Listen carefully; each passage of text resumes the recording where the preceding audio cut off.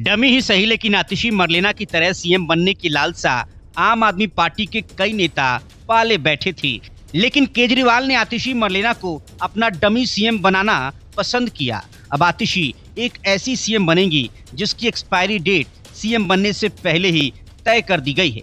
लेकिन आम आदमी पार्टी के कई नेताओं को आतिशी मरलेना फूटी आंख भी नहीं सुहा रही।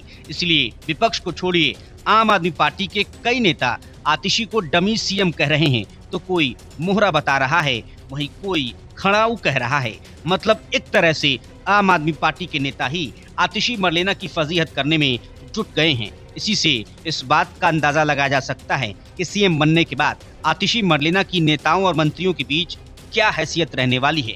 आम आदमी पार्टी के नेता आतिशी को एक्सीडेंटल सीएम के तौर पर प्रचारित करने में जुट गए हैं। ये तब जब उन्होंने सीएम पद की शपथ तक नहीं ली है। ऐसे में सवाल ये उठता है कि क्या अगर मनीष सिसोदिया, संजय सिंह, गोपाल राय या फिर सौरभ भारद्वाज को ये पद दिया जाता तो फिर क्या इसी तरह से भरत और अस्थायी जैसे शब्दों का इस्तेमाल होता।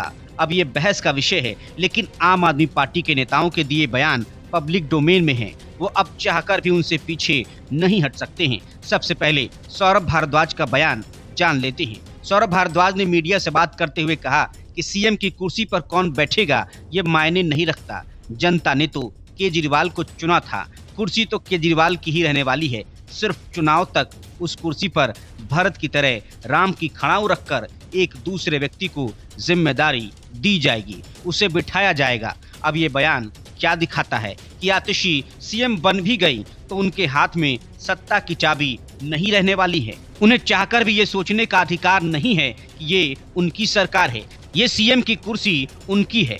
ऐसे में सवाल उठता है कि क्या सौरभ भारद्वाज ने खुद ही एक डमी सरकार चलाने का ऐलान कर दिया है। दूसरे नेता सोमनाथ भारती ने भी सुर से सुर मिलाने का काम किया है। उन्होंने एक कदम आगे बढ़कर यहाँ तक बोल दिया है कि आतिशी तो अस्थायी रूप के लिए मुख्यमंत्री बनाई गई हैं। आतिशी भरत की तरह अब सरकार चलाने वाली हैं। मंत्री गोपाल राय का दर्द भी साफ समझा जा सकता है, जो खुद सीएम रेस में आगे चल रहे थे। अब उनका पत्ता कट चुका है। उन्होंने एक जारी बयान में कहा कि आतिशी को काफी विषम स्थिति में मुख्यमंत्री पद की जिम्मेदारी दी गई है। अब यहाँ पर एक ही शब्द मायने रखता है, विषम स्थिति। मतलब कहा जा रहा है कि अगर स्थिति मुफीद होती तो आतिशी कभी मुख्यमंत्री नहीं बन सकती थी। लेकिन आम आदमी पार्टी की एक छिपी रणनीति समझना भी जरूरी हो जाता है। कहने को ये पार्टी सिर्फ 12 साल पुरानी है, लेकिन इसने सारे दांवपेच सीख लिए हैं, उसे समीकरण समझ आते हैं। लगता है यहाँ भी आम आदमी पार्टी काफी दूर का सोच रही है।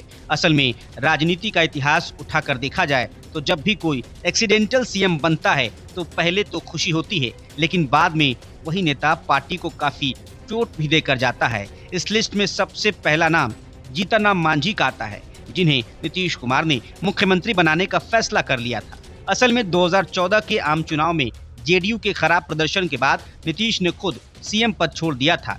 तब उन्होंने अपने भरोसेमंद मांझी को मुख्यमंत्री बना दिया, लेकिन जब उन्होंने इस कुर्सी को वापस मांगा काफी बवाल हुआ और फिर मांझी ने अपनी खुद की पार्टी बना ली।